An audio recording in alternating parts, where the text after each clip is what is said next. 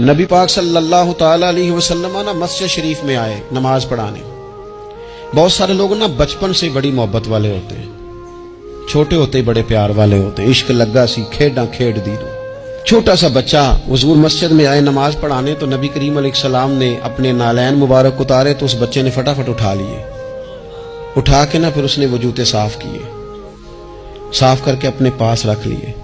حضور نماز پڑھا کے باہر نکلے، چھوٹی سی عمر ہے، اس نے حضور کے سامنے نا وہ یوں کر کے نالین شریف رکھے، کریم رسول نے پہن لیے، حضور مسکرا کے چلے گئے۔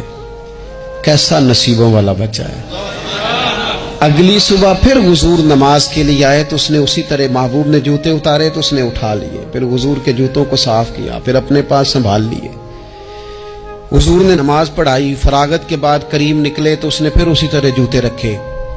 تیسرا دن ہوا، وہ یوں سامنے کھڑا ہے، حضور نے یوں مسکرا کے دیکھا، کریم نے دیکھا، محبوب نے جوتے اتارے، اس نے تھامے، صاف کیے، اپنے پاس رکھ لیے۔ حضور تکمیل نماز پر باہر نکلے، جوتے اس نے سامنے رکھے۔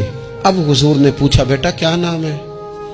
یعنی حضور نے پوچھا، نبی کریم میں نے سنا ہے وہ بن سنور کر میری عیادت کو آ رہے ہیں، یہ دیکھو نا نرخ بازار محبت کا انوکھا ہی ہو گیا، نرخ بازار محبت کا انوکھا ہی ہو گیا، خود خریداروں میں شامل آ کے مولا ہو گیا۔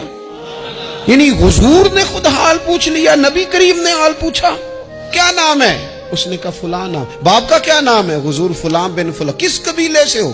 یا رسول اللہ فلانے قبیلے سے۔ فرمایا تمہیں کس نے کہا میرے جوتے اٹھاؤ، صاف کرو، پاس رکھو، جب نکلوں تو دو؟